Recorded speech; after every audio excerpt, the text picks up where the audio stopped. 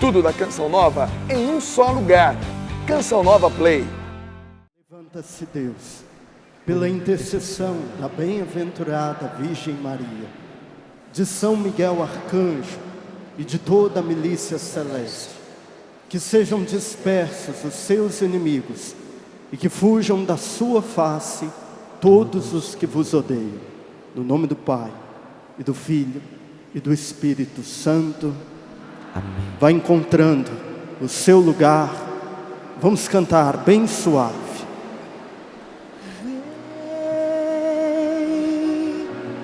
Vem, Espírito Santo,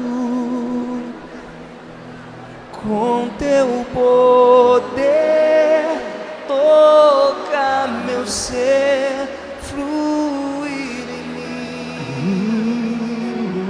Cante você em paz, suave. Vem, Espírito, com teu poder, toca meu ser, fluir em mim.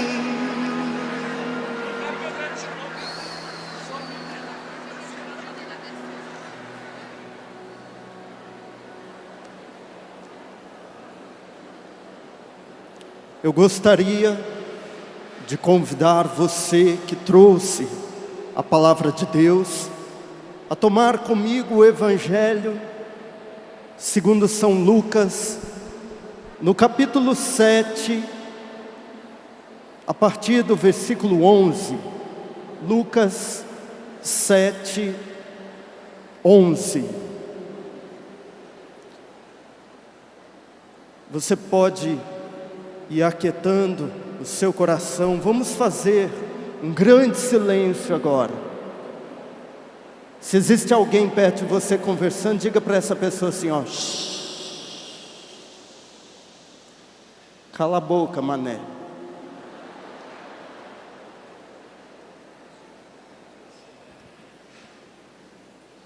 Lucas, capítulo 7, versículo 11. Na minha Bíblia está escrito assim: em seguida, Jesus foi a uma cidade chamada Naim. Os seus discípulos e uma grande multidão iam com ele. Quando chegou à porta da cidade, coincidiu que levavam um morto para enterrar, um filho único, cuja mãe era viúva. Uma grande multidão da cidade a acompanhava. Ao vê-la, o Senhor encheu-se de compaixão por ela e disse: não chores. Aproximando-se, tocou no caixão, e os que carregavam pararam. Ele então ordenou: jovem, eu te digo, levanta-te. O que estava morto começou a falar, e Jesus o entregou à sua mãe. Todos então ficaram tomados de temor e glorificavam a Deus, dizendo: um grande profeta surgiu no meio de nós, e Deus veio visitar o seu povo. Esta notícia se espalhou por toda a Judéia e pela redondeza inteira. Palavra da salvação. Vamos aplaudir a palavra de Deus com força, porque Deus é digno do louvor, da honra, da glória, de todo o poder.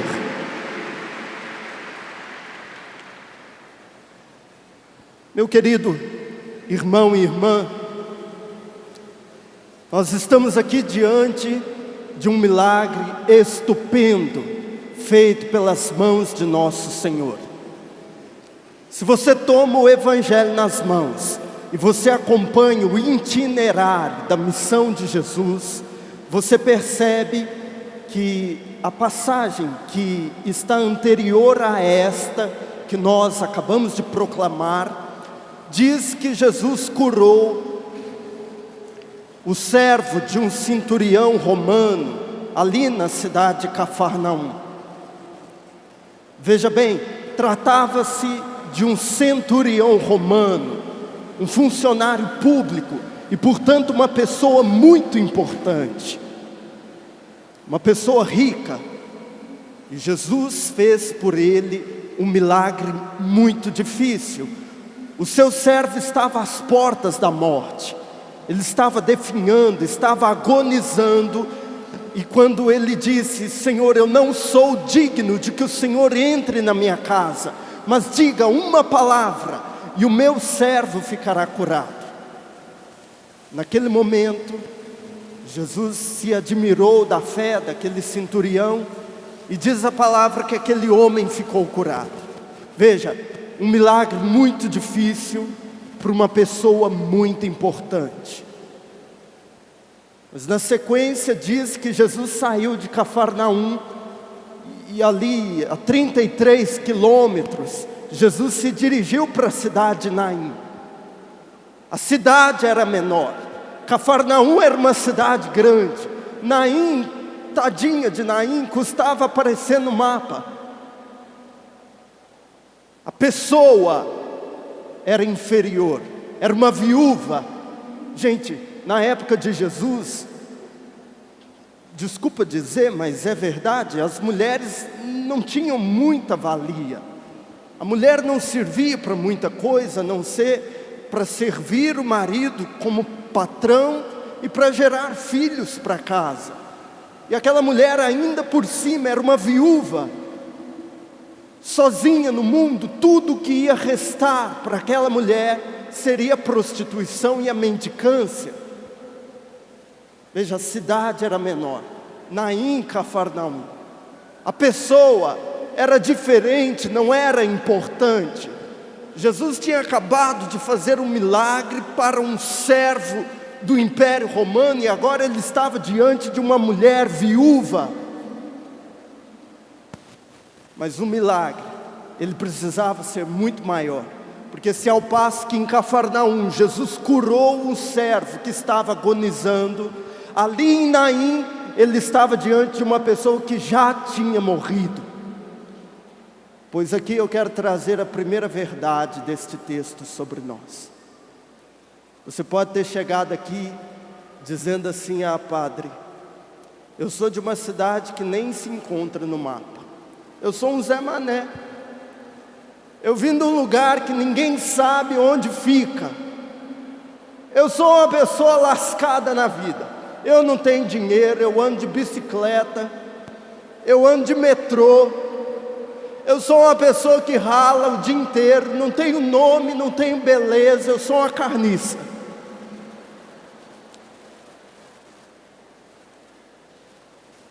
A pessoa menos importante, necessitada de um milagre muito maior. Deixa eu dizer, essa pessoa é você nessa tarde, nesta manhã, meu irmão. Que Jesus trouxe aqui para dizer para você que, embora o seu milagre tenha de ser muito maior, ele veio até aqui porque ele sabia que você estava aqui.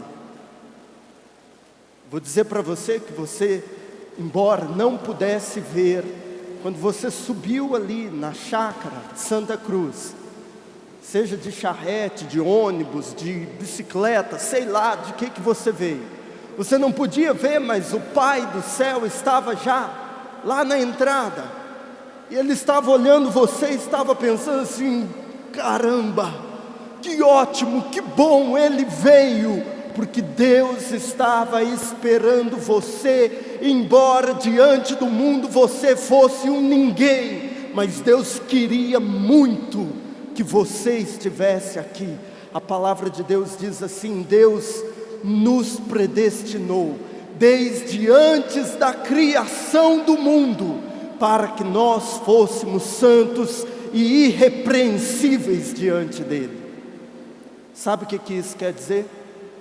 Isso quer dizer que antes de existir um broto verde neste mundo, Deus já sabia que você ia estar aqui nesse lugar, abraçada com essa irmã, ouvindo esse Padre Mané falando. Sabe por quê? Porque ele te ama demais da conta. Ele sonhou que você estaria aqui. Ele sonhou com você aqui. E não importa se você não é importante, você não é lá um centurião romano, não importa se o seu milagre não é a cura de um agonizante, ou seja, uma coisa muito mais difícil de fazer. Jesus está dizendo para você: eu quero você, eu desejo você, eu preciso de você comigo. Deus ama você e Ele escolheu você para que você estivesse aqui, para dizer para você que Ele quer mudar a sua vida. Gente, a situação daquela mulher era deplorável. Não existe aquele ditado que diz que a esperança é a última que morre? Portanto, a esperança daquela mulher tinha morrido. A lei judaica dizia assim, que quando uma pessoa era casada e o marido morria, para a mulher não passar fome, não ficar sozinha, o cunhado tinha que tomar aquela mulher e ter filhos com ela, para que o filho pudesse perpetuar a família e, por outro lado, assistir a mulher que tinha ficado sozinha. Agora imagine você, se você ficasse viúva e tivesse que ficar com um cunhado, você que é namorada, noiva, você, imagina. Tem gente que fala assim: olha, padre, eu acho que a troca seria muito boa. Mas tem gente que, daqui eu consegui ver gente fazendo o sinal da cruz. Mas pelo visto, esta mulher do Evangelho, ela não tinha nem genro, nem cunhado, ela não tinha nada, ela estava sozinha. E a única maneira de ela sobreviver era o filho, que provavelmente era jovem. E o menino morreu. A última esperança da vida daquela mulher estava ali, no esquife, no caixão, deitado naquela maca, duro, sem vida. Eu não sei se você já teve a oportunidade de ir no velório de uma pessoa jovem. Eu tive 2 oportunidades de viver isso. Foi a cena mais triste que eu vi na minha vida. Foi o dia que, como padre, lá em Cuiabá, eu tive a oportunidade de ir no velório de uma criancinha de 10 anos. Ele era inválido, daqui para baixo ele não se mexia. E a mãe dele, pequenininha assim, ó, 1,5 m, igual esse toquinho que está aqui na minha frente, ó. E a mulher carregava o menino para cima e para baixo. Quando eu cheguei nesse velório, gente, aquela mulher chorava e ela dizia: meu Deus, por que o Senhor levou meu filho? Eu preciso dele. E eu olhava para aquilo e eu pensava: gente, a criança que precisava dela, e a mulher dizendo que precisa do filho. Noutra situação, eu era ainda adolescente, eu tinha 15 anos de idade. A menina que estudava e sentava logo na minha frente morreu de meningite. Ela foi tomada de uma dor de cabeça muito violenta. Ela não durou 72 horas. E eu me recordo que a gente, adolescente ainda, juntamos toda a turma, a classe, e fomos. E quando a gente viu a menina deitada no caixão, a gente não queria acreditar. Porque a gente, quando a gente tem 15, 20, 30 anos, a gente fica esperando a morte lá para os 80, 90, 100. E a gente acha que tem muita vida pela frente, que tem muita coisa para fazer. E quando a gente vê outra pessoa assim, jovem, deitado no caixão, na frente da gente, a gente fica pasmo. E foi o que aconteceu com esse menino do Evangelho. Uma morte inesperada. Porque tem gente que a gente fica esperando que morra, né? Igual o caos que conta lá em Minas Gerais. Opa, os mineiros, trem bom. Diz que tinha um senhorzinho de 98 anos. Ele já estava acabadinho, já não tinha nem lucidez mais, a visão já estava fraca, não conseguia caminhar, estava agonizando já, nas portas da morte, lá em Minas Gerais. De repente, no leito de morte, ele sentiu aquele cheirão de pão de queijo invadindo assim, o quarto, que ele foi recobrando as forças, ele foi acordando, e no quarto estava assim o netinho. O neto então olhou para o avô falou assim: meu filho, vai lá na cozinha e pede a sua avó para mandar 2 pão de queijo para mim. Aí o neto foi lá e falou assim: vovó, meu avô melhorou, está mandando a senhora mandar 2 pão de queijo para ele. Aí a velha virou e falou assim: manda o seu avô sossegar, que os pão de queijo é para o velório. Tem gente que a gente já está esperando que morra. Tem gente que quando vai você diz assim: foi com Deus, que Deus o carregue. Tem gente que é tão ruim que você fica esperando que vá. Você já conheceu gente ruim no mundo? Aquele tipo de gente que o diabo senta para aprender com a pessoa, né? O diabo senta e olha e pensa assim: caramba, que criatividade que esse fulano tem.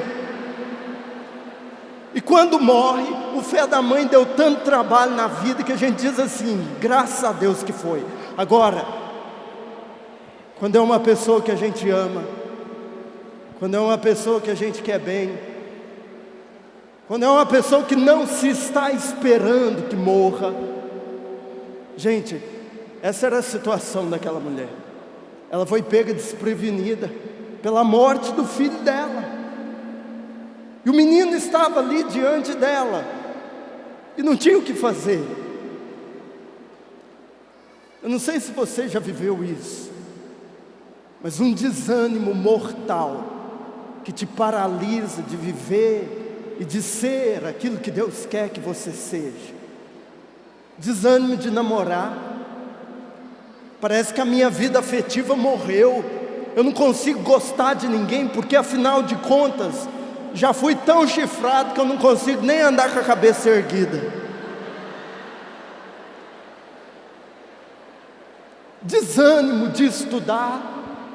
Padre, eu não sei quantos concursos eu já prestei na minha vida. Desânimo de estudar. Desânimo até de ir para a igreja, sabia? Porque a gente chega aqui, a gente escuta e entra no ouvido assim, você pensa assim: poxa, eu queria acreditar nisso que o Dunga está falando. Eu queria acreditar que é possível viver essa bênção da castidade. Eu queria acreditar que é possível a gente conseguir parar de fumar. Eu queria acreditar, mas desânimo de vir para a igreja, gente desanimada de trabalhar. Tem gente que acorda de manhã, é igual aquele versículo da Bíblia que diz assim: ele era como uma ovelha muda levada para o matadouro. É a pessoa indo para o serviço.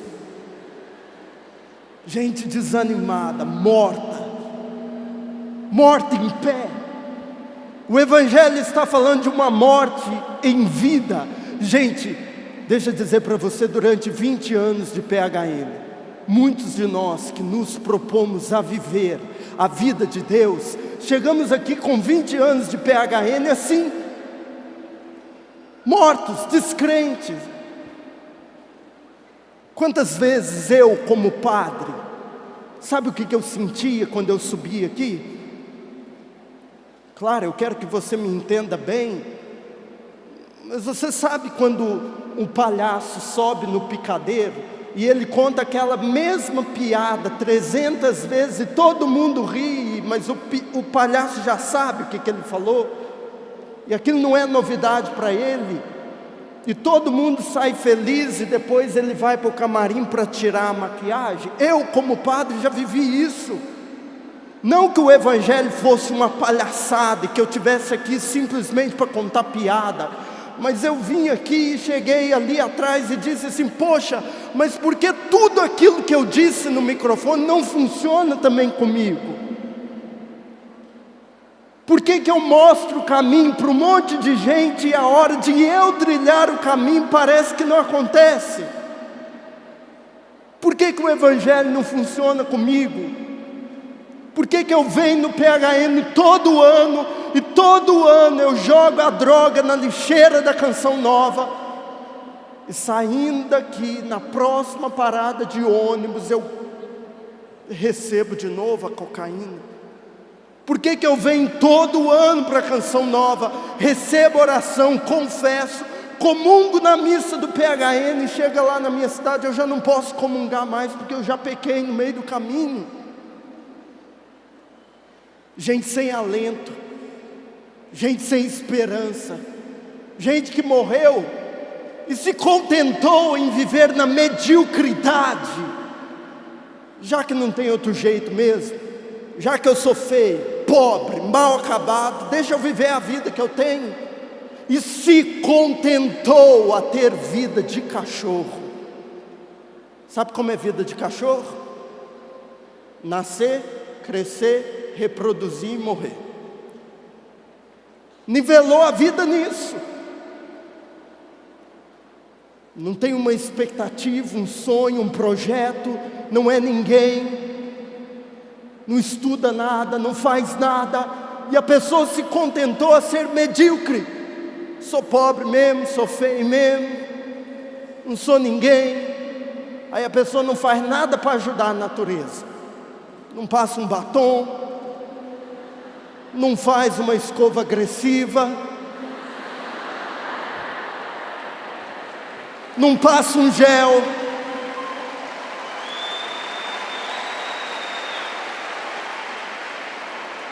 Sabe que a maior crise que eu tenho morando ali na capital de São Paulo é quando eu passo na Praça da Sé e eu vejo gente como eu, 32, 35 anos, jogada assim no chão, e você percebe que a pessoa não deitou no chão, ela caiu, e aonde ela caiu, ela ficou.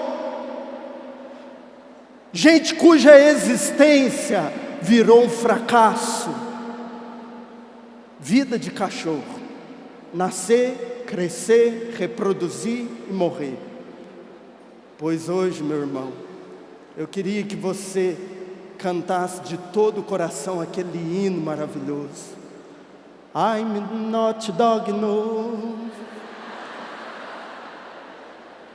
Eu não fui feito para ter vida de cachorro. Eu vou dizer uma coisa para você: tudo que o mundo pode fazer diante do seu fracasso é levar para enterrar. Você sabe que na época de Jesus, mesmo os pobres, eles gozavam de um enterro digno, que tinha no mínimo um flautista e 2 carpideiras. O que é isso, padre? O flautista, você sabe bem, é a pessoa que toca flauta, né? Melodias fúnebres. E todo instrumento de sopro, ele é por natureza triste, melancólico, porque vem de dentro. E a carpideira, que vem do verbo carpir, quer dizer chorar, penar, penalizar. E eram profissionais do choro. Gente que não tinha contato, intimidade, afetividade nenhuma com o defunto, mas era contratado para chorar. Eu não sei se você tem essa capacidade de chorar lágrimas de crocodilo, mas na época de Jesus as carpideiras eram famosas, eram mulheres que choravam e pranteavam, e elas tinham música que elas cantavam, e uma dessas músicas dizia assim: ó herói, ó leão, ó herói, ó leão. E esse versinho, quase que um mantra que elas recitavam, era para homenagear o morto, para dizer assim, que embora ele tivesse lutado muito, porque o leão era símbolo de força da tribo de Judá, a morte o tinha vencido. mas que ele havia lutado heroicamente até o final como um leão. Então elas iam repetindo, e elas iam cantando, ó herói, ó leão. E provavelmente aquele dia as carpideiras estavam fazendo isso, quando de repente se aproximou delas uma outra multidão. Veja que o Evangelho deixa nítido duas multidões: a multidão do enterro, a multidão fúnebre e a multidão que estava acompanhando Jesus. As carpideiras cantando, ó herói, ó leão, ó herói, ó leão. Quando de repente se aproxima da multidão fúnebre, a multidão do leão da tribo de Judá. O leão verdadeiro se aproximou daquela mulher. É ele, o leão da tribo de Judá. Eu não sei se você sabe por que dessa expressão leão da tribo de Judá, mas o rei Davi, que foi o maior rei da época de Israel. Por que o maior rei? Porque foi o único período da história do povo de Israel que as 12 tribos dos filhos de Jacó estiveram debaixo de um único domínio. Quer dizer, o povo de Deus era unido quando o rei Davi era rei. E leão por quê? Porque Davi era ruivo e ele tinha uma cabeleira vermelha. Então as pessoas olhavam para aquele grande guerreiro, sob o qual subsistiu em unidade o reino de Israel. Aquele vencedor, ele começou vencendo Golias e venceu os filisteus, os amorreus, venceu todos os inimigos do povo de Deus. Eles olhavam para Davi e diziam: este é o leão da tribo de Judá. E Jesus assumiu para si, ao passo que ele não venceu apenas exércitos inimigos, ele venceu o diabo.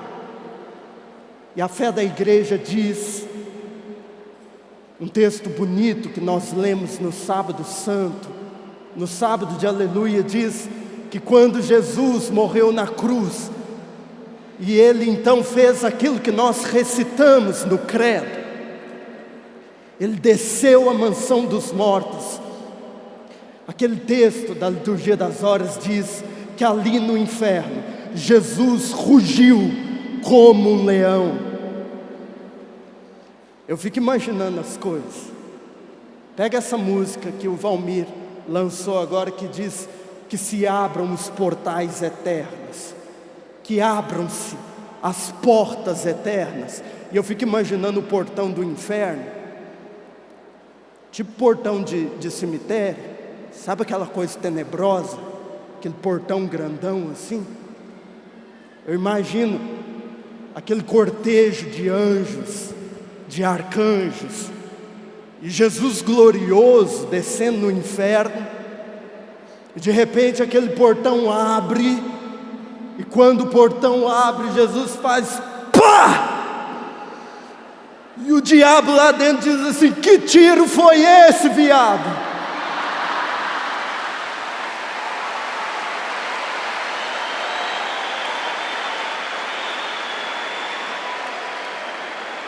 E Jesus entrando no inferno e dizendo para Adão: vem comigo, porque o teu lugar não é aqui.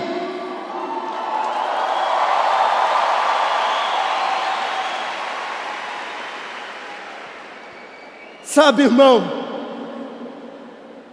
enquanto tudo que o mundo pode dizer é coitado, ô herói, ô leão, lutou tanto, pelejou tanto, patinou tanto, estudou tanto e não conseguiu, investiu tanto na menina e foi chifrado. Enquanto o mundo só lamenta sobre você, Jesus, o leão da tribo de Judá, ele vai até onde você não pode ir para dizer para você: eu sou a força que você precisa para se levantar e ser em mim mais que vencedor. Pois o verdadeiro leão, ele se aproximou do esquife daquele menino.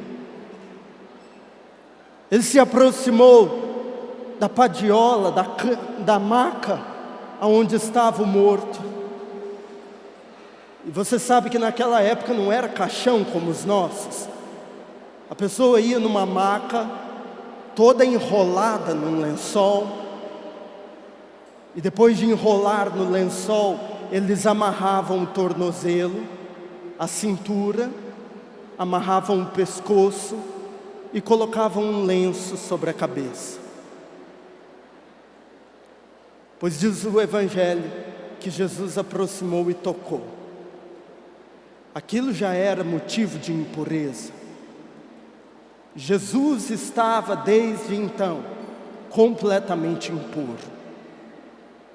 Deixa eu dizer, aquilo para Jesus já era um risco, porque se o menino não levanta, além do milagre não ter acontecido e Jesus ter passado vergonha, ainda por cima ele ainda estava impuro.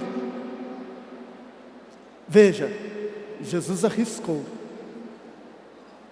Pois aqui também no PHN hoje, Ele está descendo e Ele está tocando em você.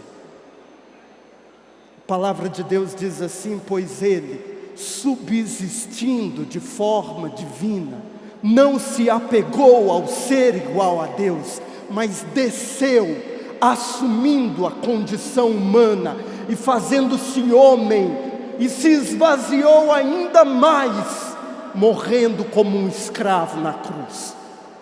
Jesus, Ele desce no seu pior. Você que está atolado na merda, Jesus desce lá. Jesus desce na sua depressão. Jesus desce no seu medo. Jovens com 25, 30 anos de idade, tomados de pânico, de medo, Jesus vai aí. Diz o Evangelho que Ele tocou no morto, e quando Ele tocou no morto, veja, a única parte daquele menino que estava coberta apenas com um lenço era a cabeça. Era o suficiente para Jesus chegar perto do ouvido dele e dizer assim: jovem, levanta-te. Gente, o Evangelho diz, ainda bem que eu não vivia naquela época, que eu não ficava para testemunhar. Diz o Evangelho que o morto levantou, sentou e começou a falar. Tá certo que tem gente que vai falar até depois de morto, né? Eu morei na Canção Nova com um seminarista. Teve uma vez, Padre Flávio, ele está lá em Palmas hoje. Teve uma vez, Tiago, lá em Queluz, no meio da noite, meia-noite, o Flávio começou: João 10, 26, maior altura, né? Aí fez aqueles 5 minutos de silêncio, 5 minutos mesmo, aquele tempão assim. Aí depois de 5 minutos ele virou e falou assim: eu sou o bom pastor, as ovelhas escutam a minha voz, eu as chamo e elas me seguem. Alto pra caramba. Aí eu falei: não é possível. Eu desci da beliche, fui lá, abri a Bíblia, João 10, 26, eu nunca mais esqueci. Olhei lá, você pode até olhar, isso mesmo, estava escrito do jeito que ele falou. Aí no outro dia cedo, eu perguntei para ele: Flávio, o que está escrito em João 10, 26? Ele falou: nunca vi. Eu falei assim: esse é cabuloso. Tem gente que até depois de morto vai falar, né? Mas, gente, diz aquele texto que nós lemos, que o menino sentou e começou a falar. E diante daquilo, as pessoas foram tomadas de 2 reações. Primeiro, elas tiveram temor. Segundo, eles glorificaram a Deus e disseram assim: um grande profeta se levantou de entre o meio de nós. É claro que para estar aqui, além de ir no banheiro muitas vezes, eu li muito. E um dos comentários dos estudiosos que fazem exegese científica da palavra de Deus Dizem assim que no texto em grego existe uma nuance para dizer que aquele comentário que o povo fez, dizendo de verdade, um profeta se levantou no meio de nós, não diz respeito a Jesus, diz respeito ao jovem. Que o profeta que se levantou era justamente o jovem que estava morto. Por quê? Porque a frase anterior diz que além de se levantar, ele começou a falar. E o fato de falar identifica e aponta para a profecia do próximo versículo. Como que o povo estivesse dizendo: aquele que era defunto agora é profeta. Pois eu vou dizer para você, você que chegou na canção nova, defunto, Deus quer, pelo poder do leão da tribo de Judá, transformar você num grande profeta do reino de Deus. Um grande profeta do reino de Deus. Ai, padre, mas eu não sou ninguém, não sou nada. Gente, eu antes de ser padre, 3º ano de teologia, eu ia para aquele rincão ali em cima, todos os dias, na missa, 7 horas da manhã. Naquela época o padre José Augusto pregava a missa todo dia, 7 horas da manhã. Eu olhava para o padre José Augusto pregando, e é inevitável, você está sentado, você pensa assim, daqui uns dias sou eu. Se eu subir ali em cima, o que eu vou falar para o povo? Gente, eu tinha tanto medo, eu me cagava de verdade. Quantas vezes aqui nesse centro de evangelização, eu saía da capela ali com a âmbula na mão, chegava ali, eu tinha que voltar para não deixar Jesus cair no chão, que eu tremia tanto, que a âmbula chegava, Jesus ficava tonto na âmbula. Eu tomei remédio, eu tive que ir no psiquiatra, à beira da crise de ansiedade, de pânico. Eu tive que fazer todo um trabalho, receber oração, porque eu não achava que um dia eu estaria aqui pregando no palco do PHN.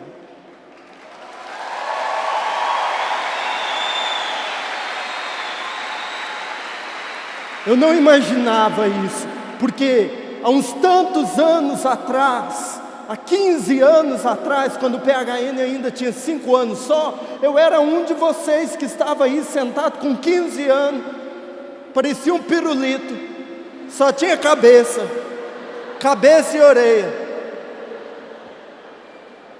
E eu vi o Padre Jonas pregando e dando aqueles pulinhos dele, e o Dunga cantando. E de repente, Deus traz a gente para cá,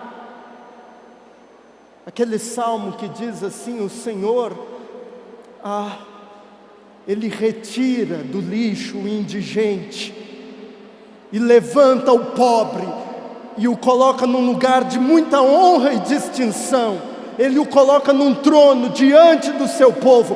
É isso que Deus quer fazer com você, de defunto que você é. Ele quer transformar você num grande profeta.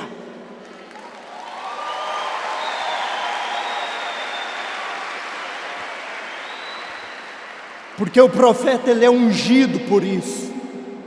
Eu não sei se você sabe, mas na época de Jesus, um profeta, ele era ungido com óleo e perfume. O defunto fede, o profeta exala o perfume de Cristo. Pois olhe para o seu lado, assim, tapa o nariz e diz assim: meu irmão, ou tu tá peidando, ou tu tá morto, viu, rapaz? Mas não te preocupe, não se preocupe.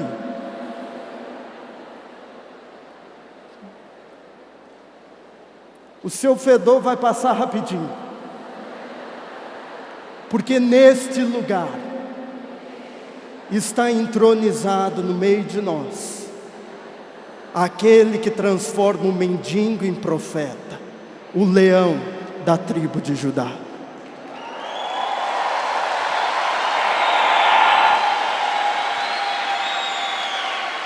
Deus, Ele é capaz de trabalhar com instrumentos insuficientes.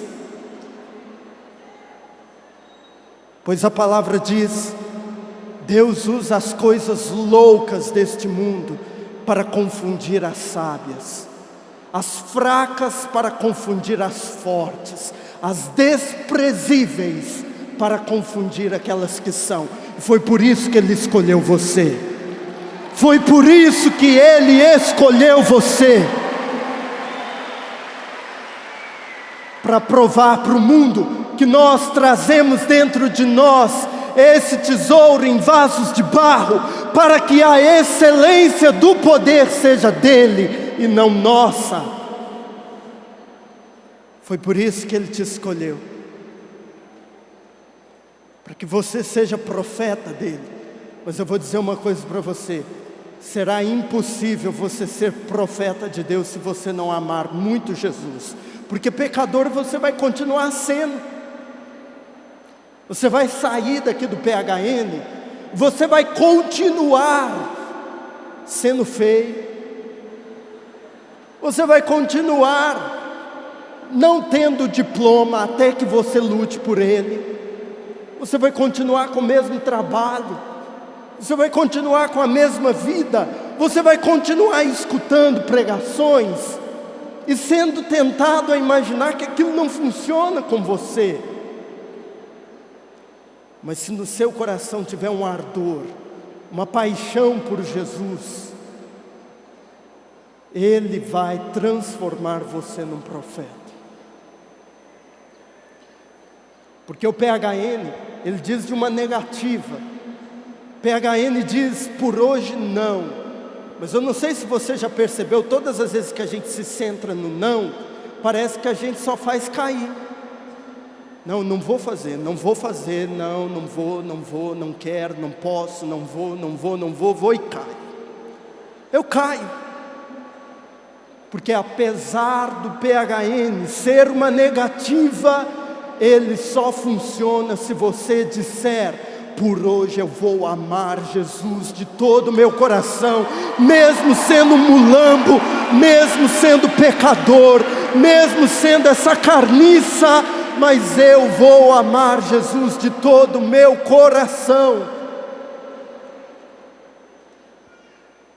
Só é possível ser profeta se você amar Jesus de todo o seu coração.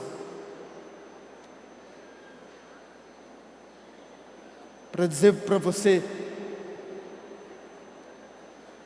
dessa necessidade de amar Jesus de todo o coração, eu gosto demais de uma historinha que eu aprendi, e eu queria contar ela para você aqui. Posso? Preste atenção, principalmente as mulheres. É uma história de amor. As donzelas suspiram de paixão. Principalmente você que está sozinho. Pode ser que você encontre o seu parceiro aqui no PHN, que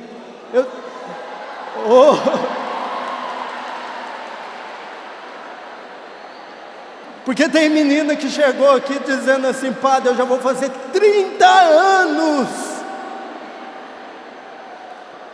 Tem gente que está cansado de viver sozinho. Quantos aqui estão sozinhos? Levante o braço para eu ver. Olha quanta gente solteira, Ave Maria.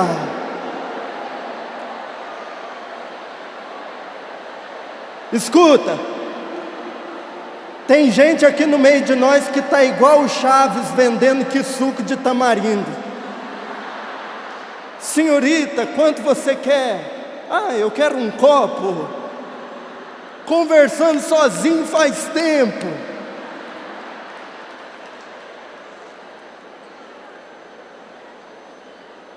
Mas escuta bem, apesar de ser uma história de amor, é uma história de amor entre você e Jesus, ok?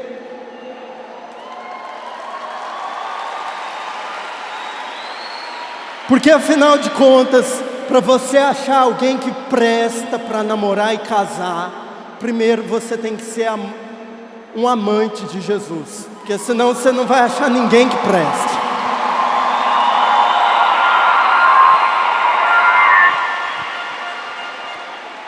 Então deixa eu contar para você a história. A história diz assim que era o ano de 1945. O que aconteceu nesse ano? A Segunda Guerra Mundial. Diz que um rapaz foi convocado para ir para a guerra. E estando lá, no meio do tormento, das bombas, dos mísseis, no meio da guerra, aquele rapaz, ele estava vivendo uma tristeza muito grande, uma desolação muito grande. E teve um dia que ele estava ali na barraca dos primeiros socorros, e de repente, ali na barraca estava perdido um livro muito bom, um livro da Canção Nova, um livro do Dunga. E aquele jovem então começou a folhear o livro e começou a ler.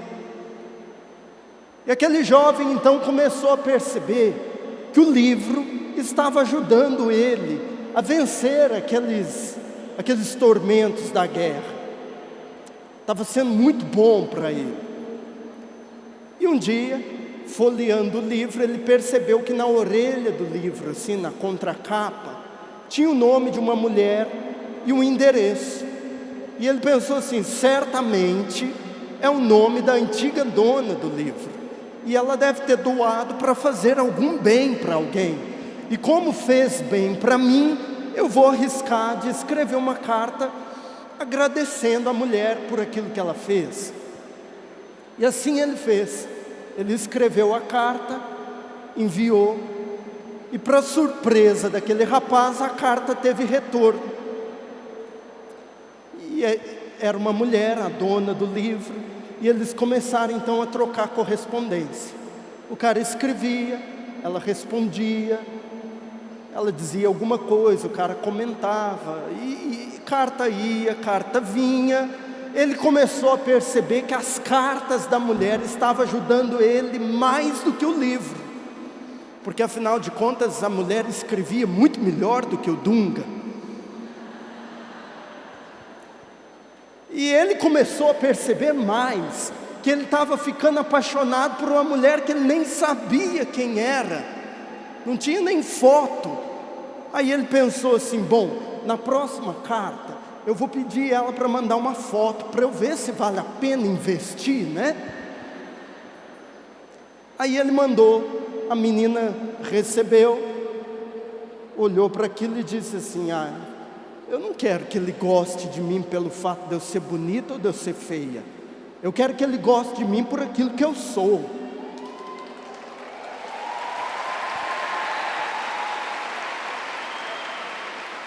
Então eu vou fazer o seguinte, eu vou escrever para ele dizendo assim, olha, faz o seguinte, reza para a guerra acabar. Porque se a guerra terminar, a gente marca e se encontra e você me conhece pessoalmente. Quando o cara recebeu aquela carta, ele pensou assim, poxa vida, hein? Bonita eu não sei se ela é não, mas mão de vaca, ô fé da mãe, que custavam a 3x4 só. Era só para ver se ela é bonita ou se é feia, mas ela mandou rezar, então vamos rezar, né?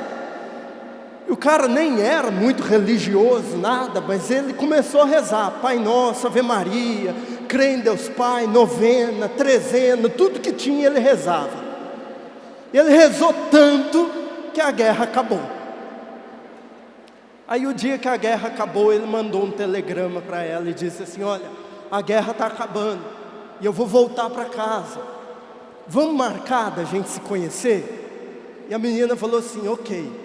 Faz o seguinte, tal dia, tal hora, eu vou estar esperando você sentada no banco de pedra da praça, em frente à porta da catedral. E para você saber que sou eu o sinal vai ser que eu vou estar com um chapéu de praia grande na cabeça e uma rosa vermelha.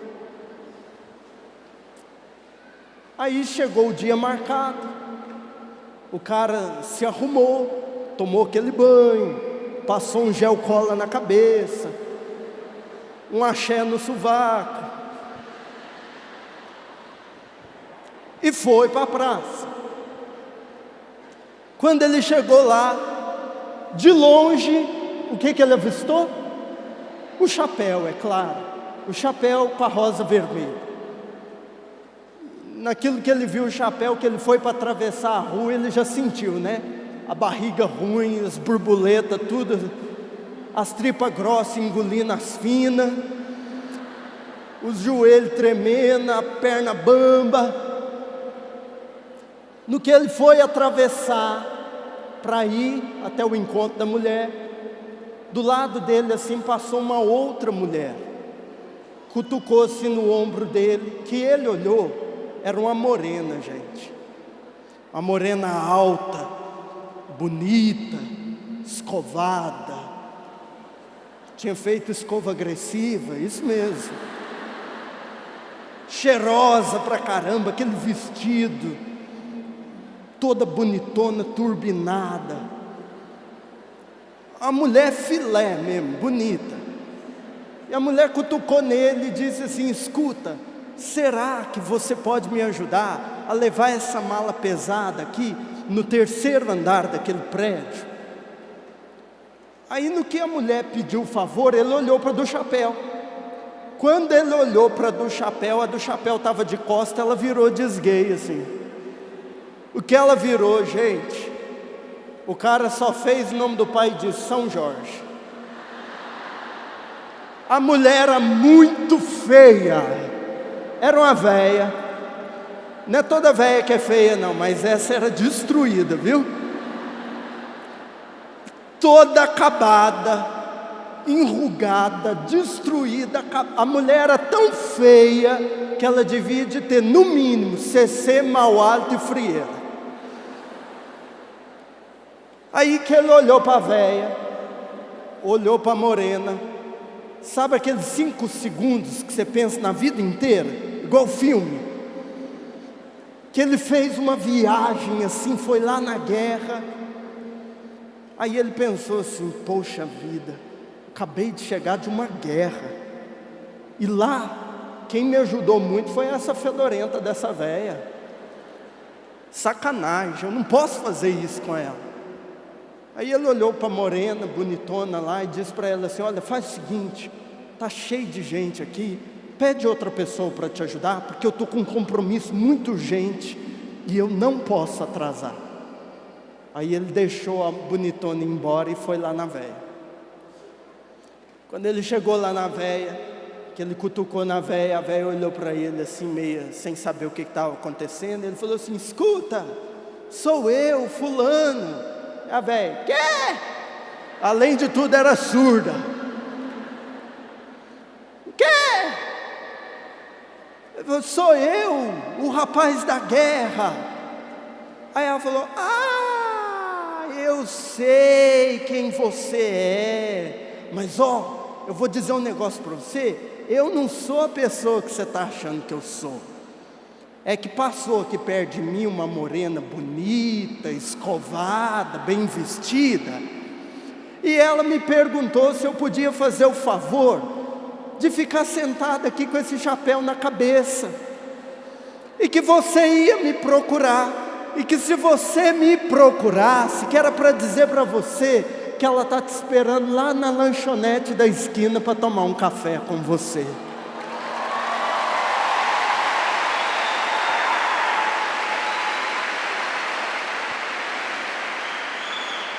Piada a gente não explica, mas eu vou dizer uma coisa para você. A viúva daquela história hoje é o padre. E eu estou aqui para te deixar um recado, não de uma morena bonitona, mas do próprio Deus que marcou um encontro contigo.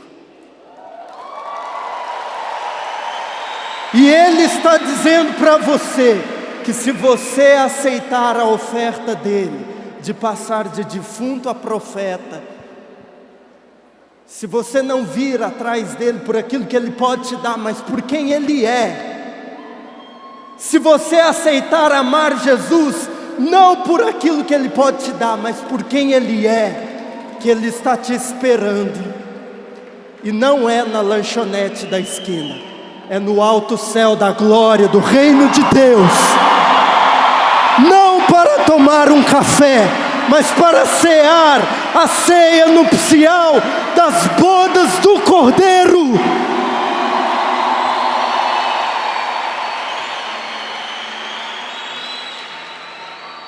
A única coisa que você precisa fazer para ser o profeta que Deus quer que você seja é isso: amar a Deus, não por aquilo que Ele faz.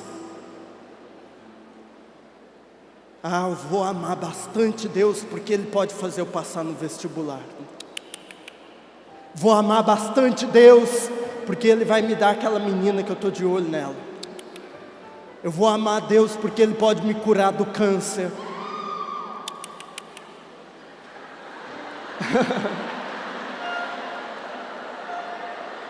Não é por aquilo que Ele pode te dar, é por aquilo que Ele é. Meu irmão,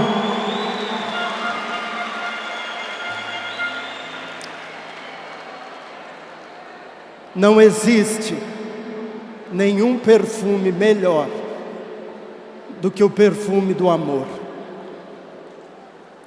Quem ama, exala o bom odor de Cristo. Quem ama se torna profeta. De defunto fedido, apodrecido, se torna profeta, se torna perfumado. Não sei se você sabe, mas a palavra Cristo quer dizer perfume. No dia da sua crisma, você foi ungido com perfume, com óleo perfumado. E a crisma torna a gente cristão, e cristão quer dizer perfumado. Você se torna cristão quando você passa de defunto fedorento a profeta perfumado. Ame Deus, não por aquilo que Ele pode te dar, mas por quem Ele é. Ele marcou um encontro contigo. E nos encontros com Deus, a gente só pode aparecer de uma forma muito perfumado. O Evangelho diz que um dia Jesus se encontrou com uma mulher. Ela era fedida de pecado, mas ela levou junto com ela um perfume, e ela derramou nos pés de Jesus. Ela chorou nos pés de Jesus e enxugou com os cabelos. E Jesus disse: em toda a história, todos saberão quem é esta mulher, porque ela muito amou. Eu queria que você nessa manhã se tornasse uma pessoa que muito ama e portanto muito perfumada. Respira fundo assim no seu lugar. Olha para o seu irmão e pergunta para ele: é você, irmão, que está cheirando assim? É você que está cheirando assim? E ajuda esse irmão a ficar de pé agora.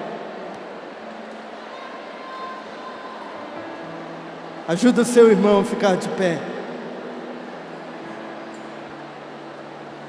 Jesus está te esperando lá no céu. Aponta para o céu e diga assim: Jesus, eu estou chegando.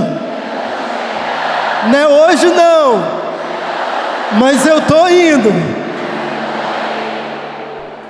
Levante o seu braço.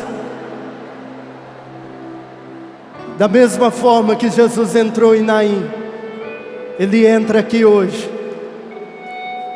Ele toca em você e Ele transforma você, meu irmão,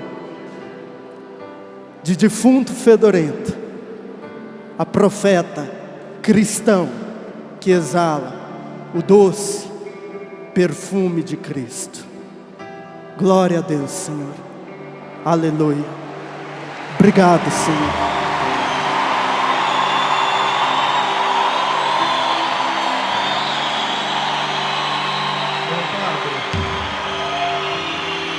Meu padre, eu só queria testemunhar, porque de noite, de madrugada, quando eu estava orando e me preparando, né, um pouquinho, lembrando desse momento aqui do PHN, me veio uma coisa que eu não tinha coragem de dizer, a palavra cagado. Acabei de dizer. Então eu estou confirmando, porque me veio uma imagem de madrugada, né? Alguém muito sujo que realmente se defecou todo e que rolou no chão e sujou toda a roupa. Eu imaginava uma pessoa dessa aqui no meio, como iria atrapalhar o louvor, iria atrapalhar a pregação, iria atrapalhar os outros. Ninguém precisaria tirar essa pessoa daqui, mas a pessoa própria estaria tão envergonhada que ela iria embora, porque aqui ela não ia conseguir ficar. Então foi essa a imagem que me veio, tudo que me veio, e eu fiquei guardando isso, e de repente você disse tudo, padre, tudo. Então eu estou confirmando isso, que espiritualmente, se a gente pudesse ver, se a gente tivesse visão de tudo, seria isso. Amém. Tenho certeza. Eu tenho certeza. Mesmo que seja eu o padre, mesmo que seja eu o pregador, o cagado era eu. Você pode dizer para o seu irmão: meu irmão, o cagado era eu. O cagado era eu. Nunca mais. Eu quero ser aquilo que Deus quer que eu seja. Eu quero ser aquilo que o Senhor quer que eu seja. Aleluia. Tudo da Canção Nova em um só lugar. Canção Nova Play.